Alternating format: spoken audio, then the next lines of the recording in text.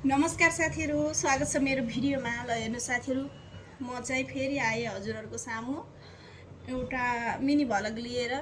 साथीहरु, आज चाहिँ मेरो आन्टी गाउँबाट मलाई चाहिँ कोसीले पठाइदिनु भएको थियो।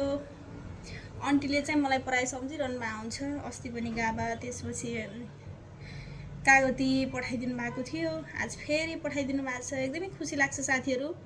म बजारमा भए पनि गाउँबाट आन्टीले पठाइदिएको अर्गानिक चीजहरु खान पाइरहेको छु। खुसी छु साथीहरु। ल हेर्नुस्, आज फेरि के पठाइदिनु भएको छ म हेर्दै छु। ल रुक्नु साथीहरु, फेरि म हजुरहरुलाई एउटा भाँडोमा खनाएर देखाउँछु।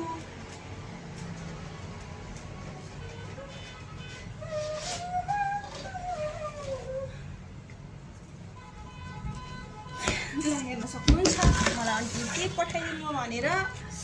म हजुरहरुलाई देखाउँदै छु। मकै, वाउ मकै साथीहरु, मकै। Thank you so much aunty.